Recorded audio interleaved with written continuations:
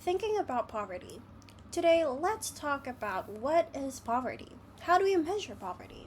Let's start with the word poverty.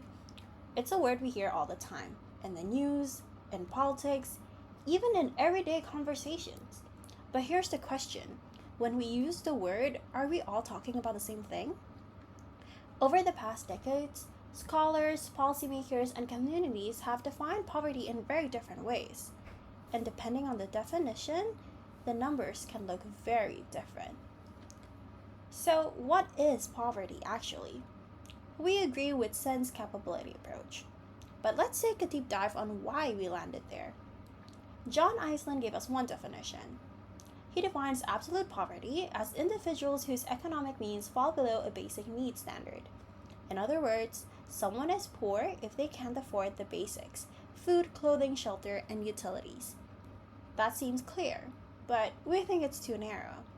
This definition only accounts for material deprivation. It doesn't ask whether people have the ability to participate fully in society or to live with dignity. For example, imagine a single parent who earns just enough to cover rent, groceries, and utilities.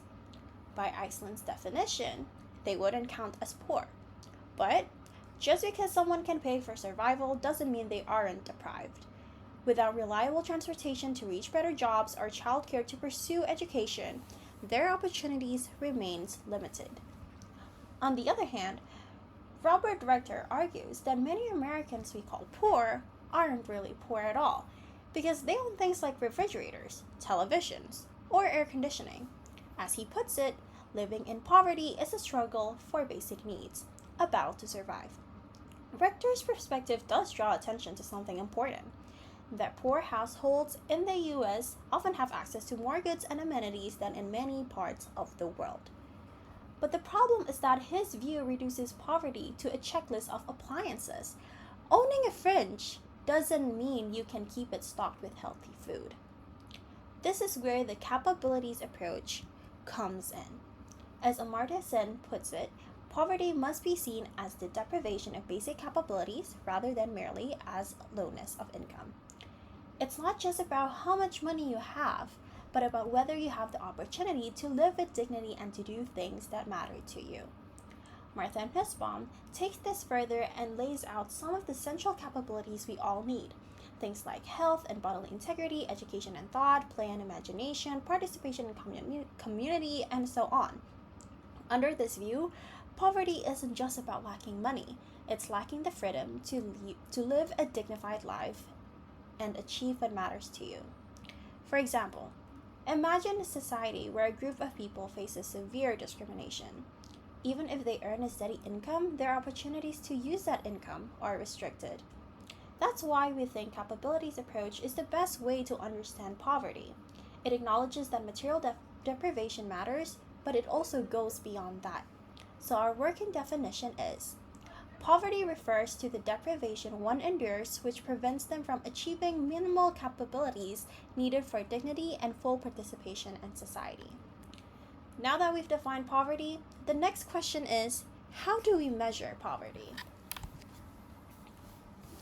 The traditional method used in America, dating back to the 1960s, is the OPM, or official poverty measure, that set pre-tax income and set a poverty line based on families in the 1950s spending on a thrifty food basket, which gets adjusted by family size and inflation, and then that gets multiplied by 3.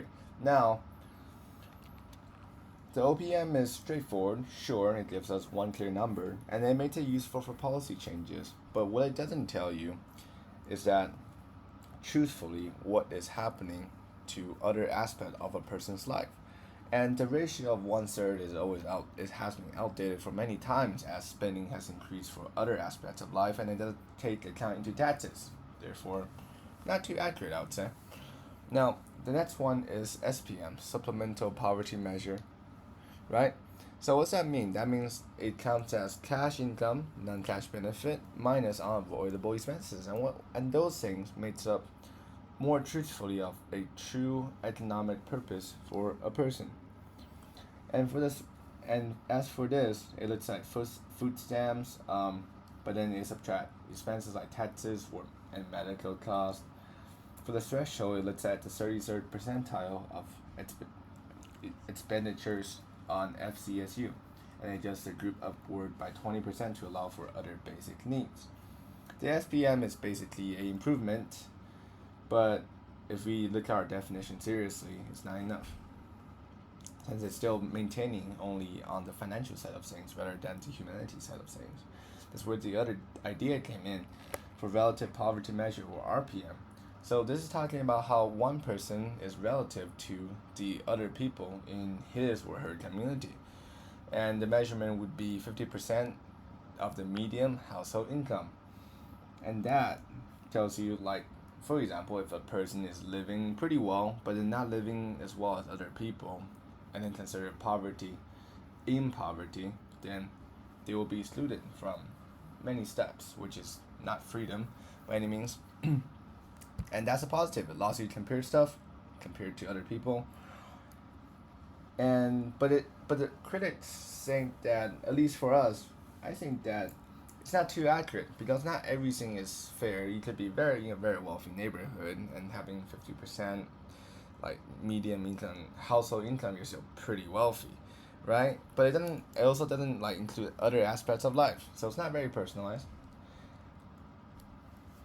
Yeah, and the last one is, which one of these define our definition of poverty?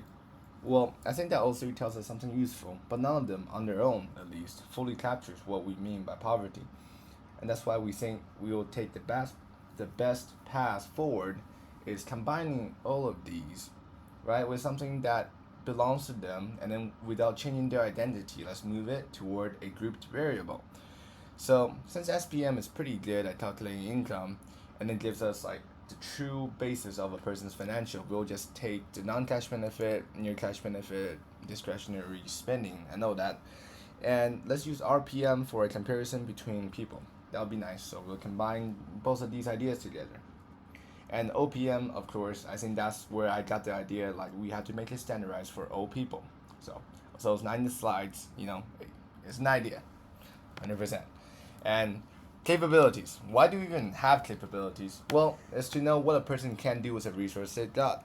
And that's really important, as we want people to behave with dignity and freedom.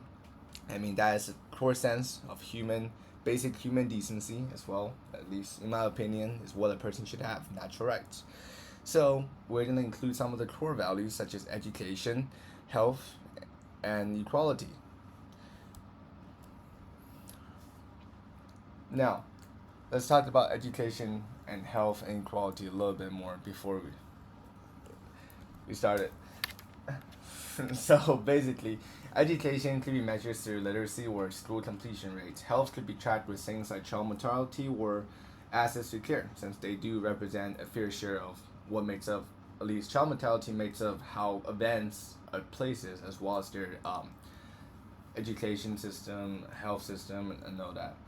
And equality could be, we're talking gender gaps, pay gaps, all those nice things, and by marginalized groups, and as well as access to resources through the minorities.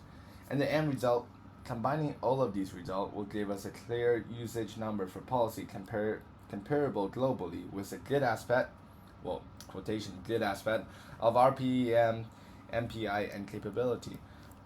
Well, the counter argument is that some might say capability approach is simply better. Why? It's very individual. It's definitely a lot more individual than the approach we chose to go. But the problem is it is so personalized that we couldn't use it globally, or even comparing it, since the rubric isn't fully set. Now, giving this approach, I think, gives enough human decency to say that we compared what we can in a quantitative status. And that allows us to compare country by country and truly define what poverty means in a global state, regional state, or even a local state. So, for the answer to the question is that what we see it, the SPM capability approach doesn't have to compete.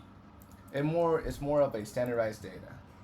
And the conclusion would be, how should we define and measure poverty? We define poverty as deprivation that prevents people from achieving minimal capabilities, and we measure it through an expanded SPM that integrates capability indicators.